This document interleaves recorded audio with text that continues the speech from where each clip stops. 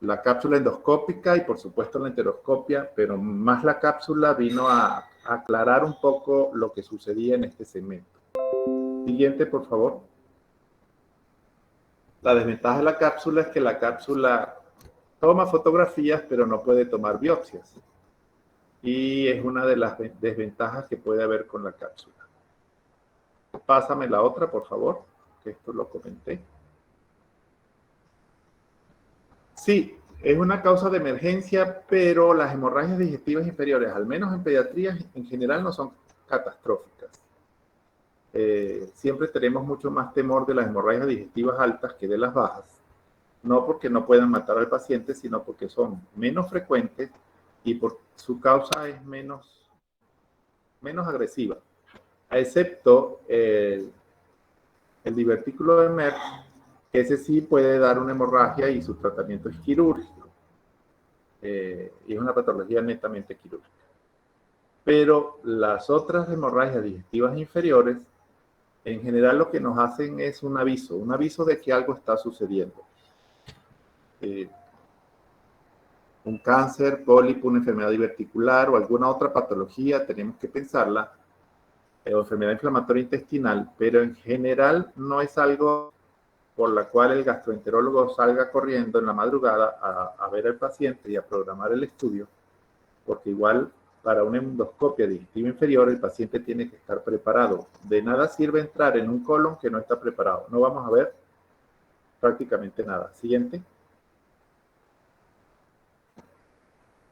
Agudas, crónicas, leve, moderada, grave, masiva, anorrectales, colónicas. Estas clasificaciones siempre son interesantes, pero son más de todo docentes y para podernos ubicar. ¿Es colon lo que sangra? ¿Cuál colon? Ascendente, transverso, descendente. Siguiente, por favor. Aquí sí hay que estar pendiente. Dice que hay una incidencia de 33 por 100.000 casos al año.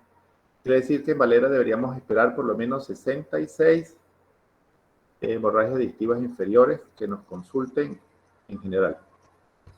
Varía de acuerdo a los grupos etarios y por supuesto en pediatría son mucho menos frecuentes que en adultos.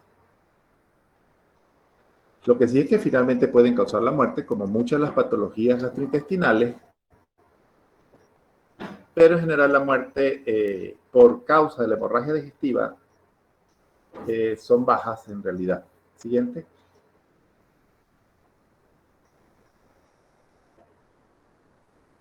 Más frecuente en los pacientes adultos, más frecuente en los masculinos. Las damas empiezan a tener cierta frecuencia en la edad adulta. Todo paciente que tenga alguna otra enfermedad por la cual tenga que tomar algún tratamiento generalmente va a tener mayor riesgo. Hay unas enfermedades y unos síndromes que vamos a ver en patologías de colon más adelante que nos van a dar la explicación de que algunos síndromes polipoideos pueden tener mayor incidencia tanto de hemorragia como de cáncer, pero eso nos lo van a ver más adelante. Siguiente, porfa. Causas, por supuesto, tenemos que clasificarlas y en pediatría todo se clasifica de acuerdo a la edad, pero incluso en patologías de adultos también, porque hay ciertas patologías que son más frecuentes en determinados grupos etarios. Siguiente.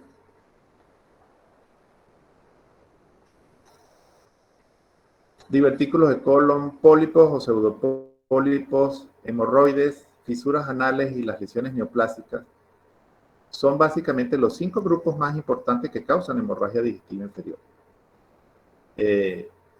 Está el divertículo de Meckel y está la enfermedad diverticular, de la cual también nos van a hablar en una clase. Y en la enfermedad diverticular puede suceder que se erosione. El divertículo de Meckel es porque tiene persistencia de tejido gástrico en el fondo del divertículo. Los pólipos se rompen por la fragilidad de la estructura. Por supuesto, las hemorroides, con toda su clínica, generalmente se asocia a pacientes estreñidos, pacientes que pasan mucho tiempo en el baño, pacientes que tienen debilidad del piso de la pelvis o disfunción venosa. Fisura anal, principalmente por estreñimiento, por abuso sexual, y las lesiones neoplásicas que se pueden presentar en cualquier edad, pero los pacientes de tercera edad son los más propensos. Siguiente. Enfermedad inflamatoria intestinal. Si bien es una patología que se está haciendo cada vez más frecuente hoy día y que nos dijo muy bien Mariana, sí. Marian, profe. Marian, sí. Creo que fue Marian la que nos habló de esto, o fue Andrea. Tenemos muy pocos niños aquí en el estado de Trujillo, por suerte, todavía con enfermedad inflamatoria intestinal. Y muy pocos, porque en realidad lo que hay es uno, que yo tenga conocimiento. Tengo 20 años aquí en Valera con la enfermedad inflamatoria intestinal y por suerte no la he encontrado, por suerte para el paciente. Por eso cuando me hablan de las estadísticas, un 4%, un 18%, un 20%, pues yo las leo con mucho respeto y sí, nos lo dice porque lo leyó en una literatura. Pero no se cumple, por lo menos no aquí en Trujillo. Y un paciente un niño que evacúa con sangre es una cosa que pone loco a todo el mundo. Si no mejora, finalmente va a llegar a uno. Por supuesto, es posible que hayan niños trujillanos que tengan enfermedad inflamatoria intestinal y estén siendo tratados en Barquisimeto, en Maracaibo, en otras partes del país. Pero que yo tenga conocimiento, tengo un solo paciente, que por cierto en septiembre, octubre nos hizo correr a atender. Siguiente. Son dos tipos, o si se quiere, la enfermedad inflamatoria intestinal es una enfermedad que tiene un espectro. En un extremo está la retrocolitis ulcerosa y en otro está la enfermedad de Crohn. Crohn, C-R-O-N, así es la pronunciación, Crohn, no C-R-O-C-H. Y en el medio hay una gran cantidad de pacientes, según refiere a la literatura, con enfermedad inflamatoria que no están clasificados correctamente, pero de eso también tenemos una clase particular. Y las malformaciones arteriovenosas que se nos pueden presentar a cualquier edad. De eso sí hemos tenido algunos. Siguiente.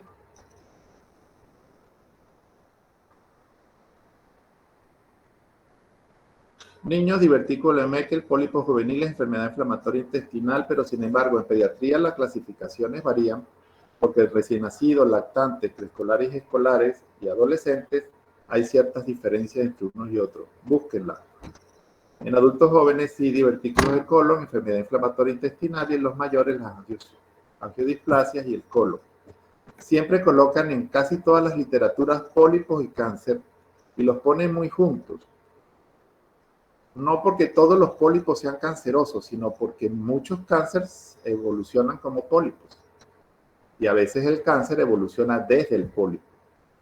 Pero no quiere decir que esos tengan que ir obligatoriamente juntos. Cuando haya un reporte de endoscopia que diga pólipo, siempre es bueno esperar la biopsia.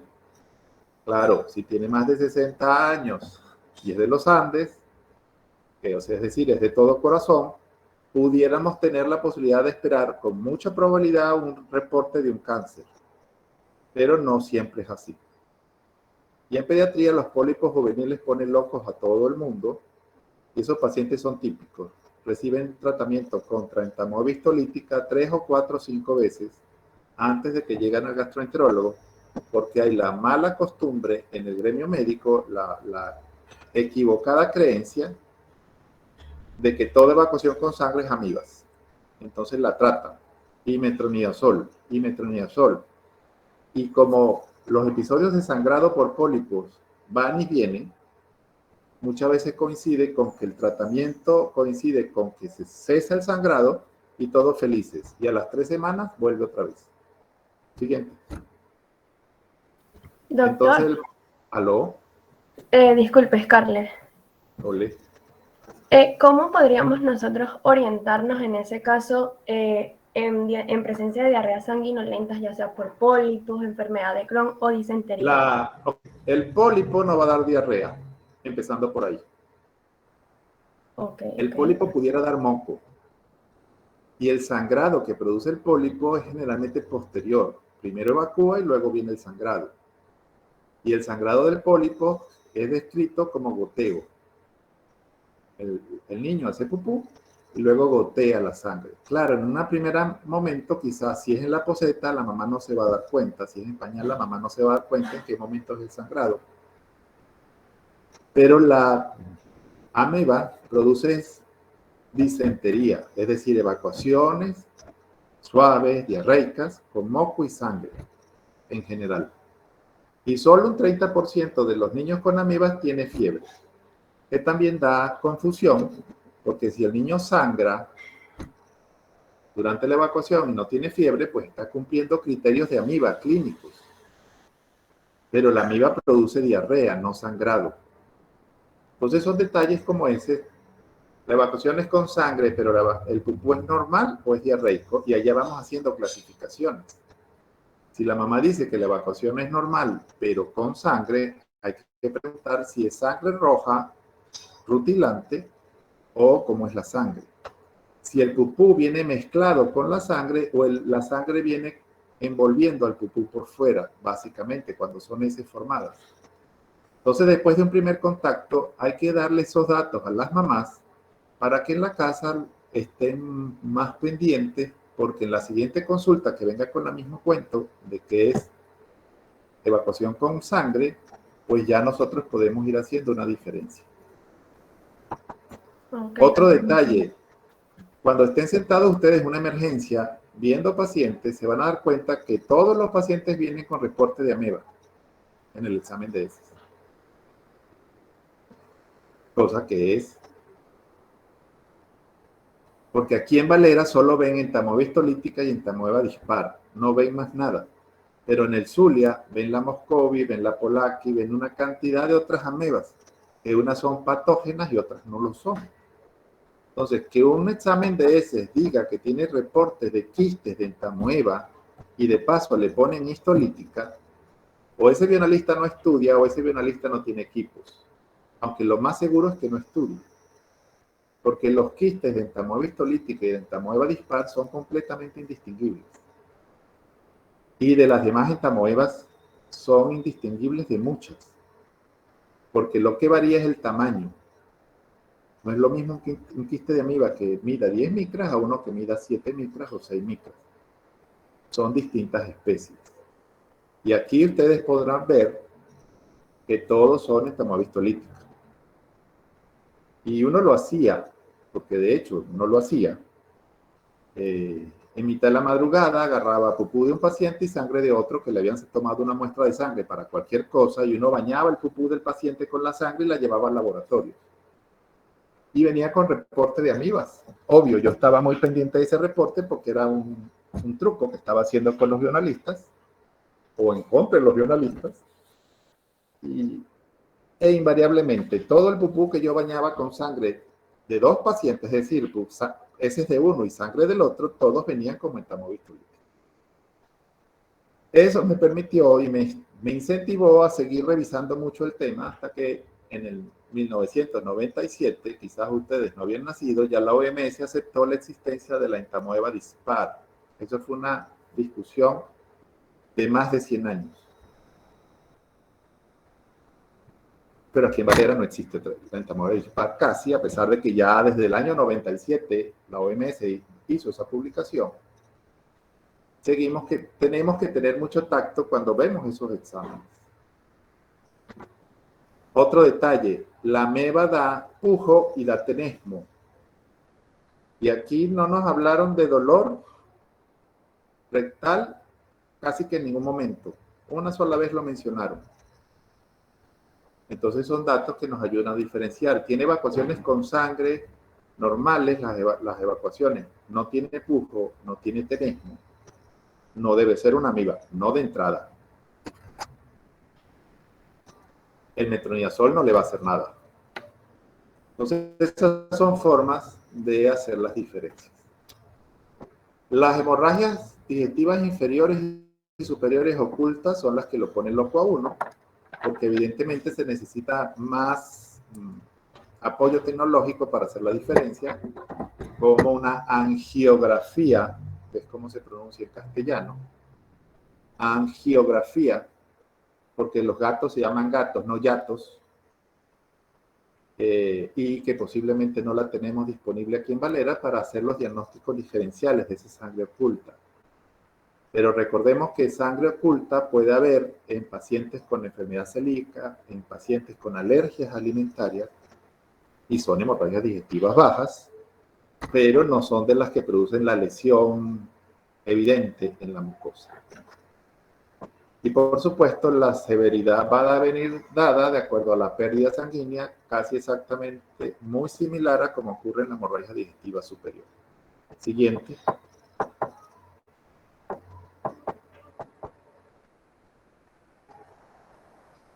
Ok.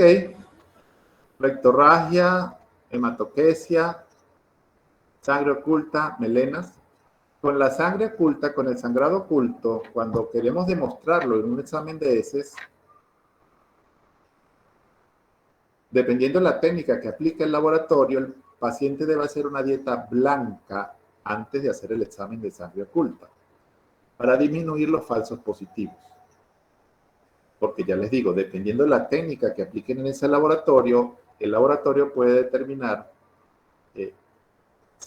hierro humano, hierro en o hierro no en.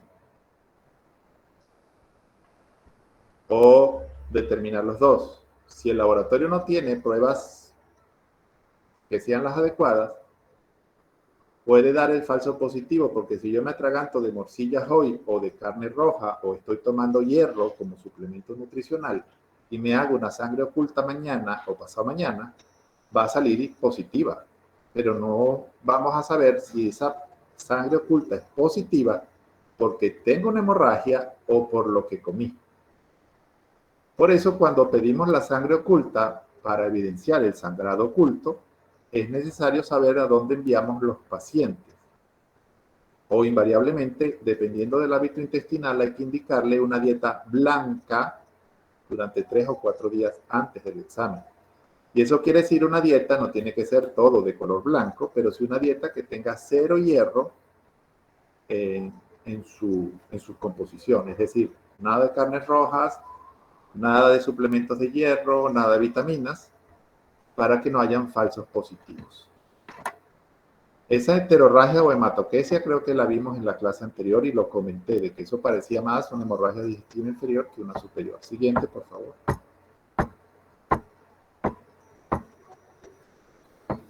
Y es muy importante hacer el diagnóstico diferencial y, por supuesto, investigar, porque hay síndromes genéticos, como el síndrome de Peutz-Jeghers, que cursa con las lesiones hipercrómicas en labios y manos, como la foto que nos muestran ahí, pero que no nos explicaron. Y la otra parte del síndrome son los pólipos intestinales. Esos pacientes tienen riesgo, que seguro nos los van a explicar más adelante, un riesgo muy elevado de cáncer en la clase de pólipos. Hay que interrogar al paciente. La mayor parte de las enfermedades se diagnostican hablando con el paciente. Algunas en mayor, algunas en menor porcentaje. Pero la pregunta de Scarlett es muy interesante porque si no hacemos esas preguntas, no hacemos la diferencia. Y nos quedamos con el cuento de la ameba. Preguntar la aparición, desde cuándo está, si el paciente es estreñido o no, porque si el paciente es un estreñido severo y sangra con la evacuación, yo diría que tiene fisuras anales. Pero si el paciente no es estreñido y sigue sangrando, entonces tengo que ver otras causas. Si el sangrado se presenta antes o después de la evacuación, si el sangrado se presenta o no con la evacuación, si hay diarrea o no. Y todos esos detalles es muy importante preguntarlos. Por supuesto, los antecedentes familiares, porque si en la familia ya ha habido cáncer de colon o algún antecedente de pólipos familiares, si los conoce son de importancia, porque si tuvo cáncer de colon mi papá y un tío, pues no les extraña que esta persona pudiera estar presentando alguna patología maligna si tiene edad y epidemiología. En cuanto al examen físico, quizás no nos va a dar mucho, porque los pólipos, al menos que el pólipo sea retráctil y salga y entre la evacuación, es muy difícil saberlo. Pero sí podemos ver hemorroides externas, sí podemos ver fisuras, y podemos en la palpación abdominal si hay o no hay dolor. Son detalles que nos pudieran orientar Claro, en todo en el conjunto. Solo un dolor abdominal no me va a explicar a mí la hemorragia digestiva, no me va a explicar el sangrado rectal o la rectorragia o la hematoquesia.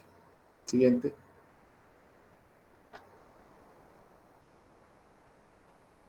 En general, el paciente con hemorragia digestiva inferior no es clínicamente ni por asomo parecido al de la hemorragia digestiva superior. Porque con la hemorragia digestiva superior tenemos riesgo de shock y con la hemorragia digestiva inferior no es que no se presente, pero ya les digo, casi nunca es tan catastrófico, casi nunca es tan severo. En una hemorragia digestiva aparentemente inferior, donde estamos viendo sangre rutilante en abundante cantidad, debemos pensar que no sea una hemorragia digestiva superior masiva. Sí, hay mucha distancia entre el esófago, el estómago y el ano, pero si el sangrado es masivo, puede que con el tránsito intestinal acelerado salga de una forma muy evidente a través del recto. Entonces hay que hacer ese diagnóstico diferencial, como nos lo explicó Jesús.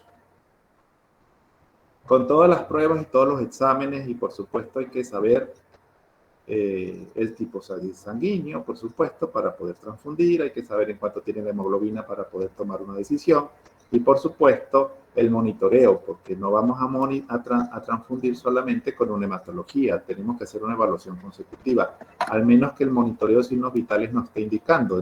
Ingresó con una tensión de 110/80, al rato tenía 110/85 por los mecanismos compensadores, pero a la hora tenía 60/50, ¿ok? Ese paciente está haciendo un shock hipovolémico evidente y tenemos que actuar, pero hay que hacer un monitoreo continuo. Doctor, 8, 9, 10, 11, 12. Dígalo. ¿Por qué hay alteración del nitrógeno urémico en esta patología? 4:25. Ya le digo. El nitrógeno urémico se altera porque en la medida que se produce la hemorragia, lo primero, en la medida que se produce la hemorragia vamos perdiendo líquidos. Entonces va ocurriendo una deshidratación, obviamente, acompañada del shock hipovolémico, y por eso se van elevando el nitrógeno urémico. Es la primera que se presenta. 5 por 5, 5, llevo 2, 5 por 2, 10 y 2. Okay. Y por ello hay que hacer las evaluaciones. Claro, si el paciente tiene alguna otra comorbilidad, va a tener posiblemente alteración del nitrógeno urémico, pero básicamente es por eso. En primera instancia, por lo menos lo que ustedes van a ver en la emergencia, es por eso. Y en la hemorragia digestiva inferior se puede presentar evidentemente, pero no es lo habitual. Quizás no han visto diarreas en pediatría, o sí. El paciente, cuando tiene una deshidratación severa por una diarrea, y eso es un mecanismo similar al que le atraviesan una puñalada o al que le meten un tiro, se deshidrata, pierde líquidos, y por mecanismos compensadores el organismo redistribuye la circulación del cuerpo y para los riñones no manda sangre. Los pacientes con deshidratación severa, con shock, pueden llegar a ser una insuficiencia renal aguda. Se eleva el nitrógeno urémico y es más o menos un mecanismo similar a este. Siguiente.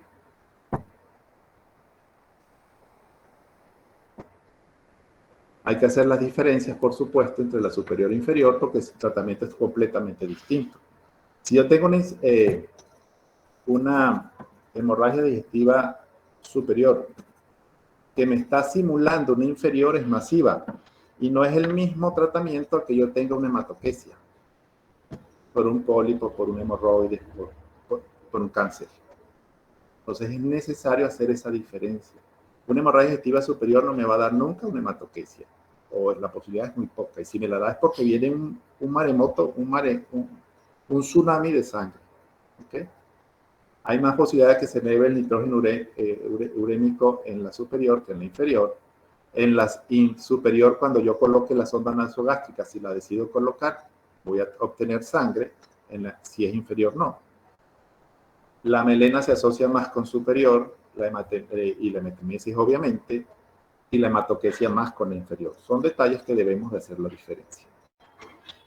En cuanto al manejo, que creo que es ya lo que viene, un algoritmo ahí bastante complicado, tenemos que tener en cuenta siempre el siguiente, Brando, por favor. ¿Qué vamos a hacer con ese paciente dependiendo del cuadro clínico?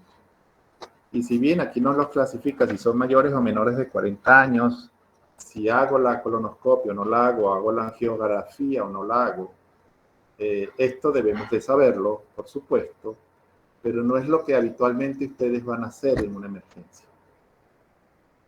A menos que estén en el hospital de Betijoque o en Sabana Mendoza, que son los que tenemos más cerca, quizás en el de Trujillo, aunque en el hospital de Trujillo sí hay equipos para hacer endoscopias. Tenemos que conocer por dónde va el flujo de qué tenemos que hacer con el paciente, obviamente de acuerdo a factores de riesgo a los hallazgos. Todo paciente que viene con una hemorragia, el manejo es el mismo, bien sea por un origen de un traumatismo craneoencefálico, de una puñalada, de un disparo o una hemorragia digestiva. Hay que reanimar al paciente y evaluar sus condiciones clínicas. Y hay que estabilizar al paciente. Hasta que no se estabilice no se puede hacer. Y de ahí vamos partiendo. ¿Ok? Siempre estabilizar al paciente antes de hacer nada. Porque no sirve si va a pabellón inestable, si ponte en una ambulancia inestable, o si se ponen a llamar a la gente mientras al cirujano, al intensivista, al gastroenterólogo, y el paciente está ahí desangrado. Por responsabilidades que la recibe. Es incongruente que en las emergencias los que reciben a los pacientes sean los que menos saben o los que más recientemente se graduaron. Debería ser el que más sabe, que hace el viaje, porque es el que va a poder distribuir a los pacientes bien hacia los planos. Pero aquí es así. El médico recién graduado es el que se va para el pueblo, el médico recién graduado, el interno, es el que está afuera, es el que hace la emergencia. Con mucho susto y con muchos conocimientos que a veces no sabemos cómo coordinar. Es la ventaja de hacer internado en los hospitales, siempre hay un residente que preguntarle, pero cuando nos vamos a lo rural, llamar a un amigo hoy día con los celulares, pero de resto se hace difícil. Ok. El seminario hoy se los tengo que comentar porque esto es beneficio para todos. Empezamos en un nivel y fuimos descendiendo. En la medida que fuimos andando, se notaba que estaban más nerviosas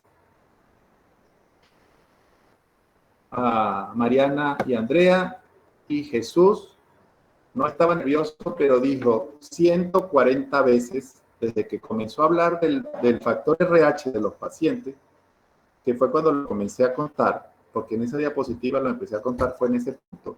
Dijo 140 veces Dijo 25 veces ajá y 15 veces ok. Eso es algo que se los digo a todos, a Jesús, porque lo estamos escuchando hoy, y se hizo muy evidente. Y se hizo tan evidente que hubo muchas cosas que no escuché. Porque a veces decía ajá, ok, los 4 seguidos. Eso es como escuchar un disco rayado. Quizás ustedes no conocen qué es un disco rayado, pero creo que fue Andrea la que tuvo problemas para hablar al principio y no escuchábamos sino solamente estática. Así se escucha cuando uno está dando una clase, una conferencia y la llena de muletillas. Nuestra audiencia se distrae, se entretiene, hacen como hice yo, que me puse a contarlas, que pudiera ser ocioso, sí es muy ocioso. Pero si no nos lo dicen, ¿cómo lo corregimos? ¿Ok? Y eso al final repercute. Que uno diga un ajá, un ok,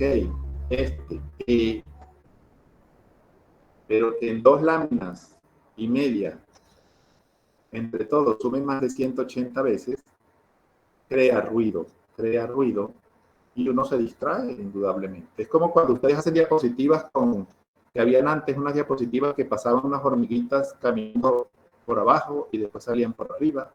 y después venían de arriba hacia abajo y de abajo hacia arriba. Son distractores. Cuando colocamos muchos colores en una lámina, al final no sabe qué ver. O sea, el espectador no sabe qué ver y se distrae viendo los colores y ya no escucha las palabras ni lee lo que está escrito allí. Por eso la sugerencia que yo les hice en el material y que la están aplicando muy bien, fondos blancos y claritos para uno no distraerse. Pero también tenemos que tener una dicción adecuada. Una de las compañeras dijo que la hemorragia digestiva superior podía causar una anemia. No, la hemorragia digestiva superior produce anemia. No una, ni dos, ni tres, ni cuatro, ni seis. Anemia. La prototrombina, no sé qué es, se produjo, no se produjo,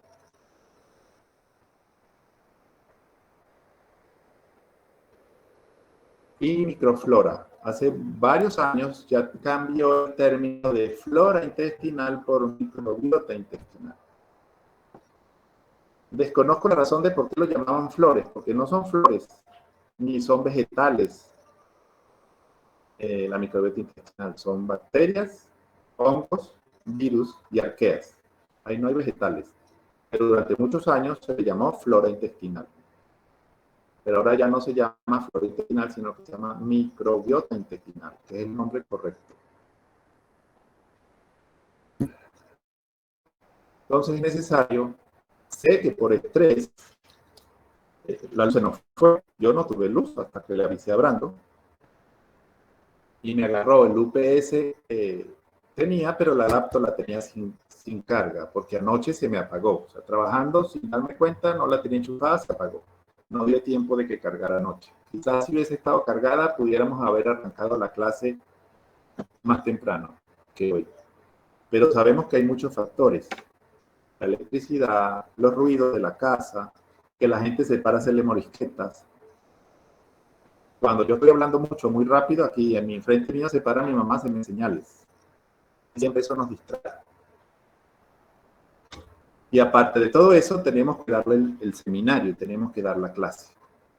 Relájense, están en su casa, están en un ambiente amigable, no tenemos que estar tan estresados para dar las clases. Yo sé que muchos de ustedes están escuchando esto acostados en su cama. Y si me paro, me van a ver a mí de camisa y corbata con chores y chanclas. ¿Okay? Porque es la ventaja de que estamos en home office. Si no prendo cámara, yo me quedo en franela. ¿Okay? Cuando tengo que prender cámara, corbatica y tal. Porque es que la situación no los permite. Entonces, en vez de estresarnos,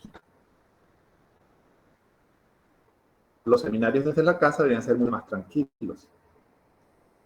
Porque el que se quede sin luz en mitad del seminario, el que está dando clases, ¿qué vamos a hacer? Tendrá que terminar el seminario en otra oportunidad. No es que perdió la oportunidad de dar el seminario. Si esa es la causa, ¿ok? Entonces, por favor, no tienen que estresarte tanto. La verdad es que este es el primer grupo que yo percibo que está muy estresado. Y bueno, son cosas que pueden incidir negativamente, aunque algunas uno las entiende perfectamente. ¿Okay? Aparte de que son expertos, ya tienen más de un año en clases online por distintas vías, ya que tenemos que ir dejando un poco los nervios.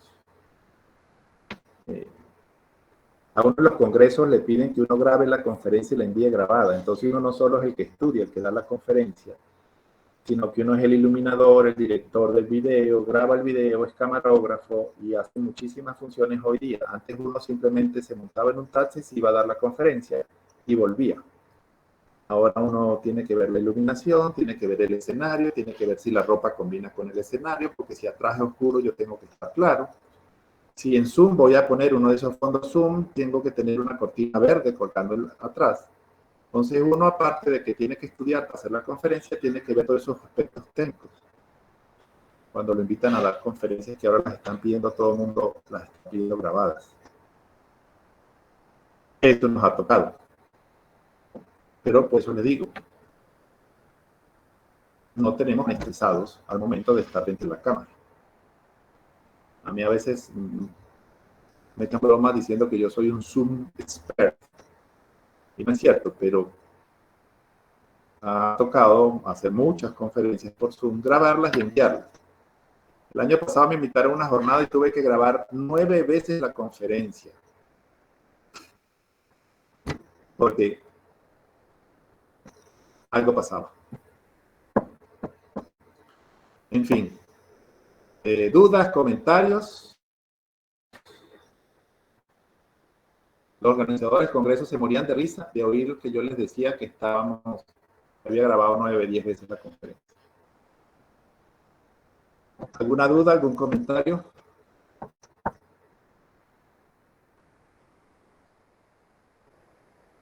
No, tenemos todos hambre.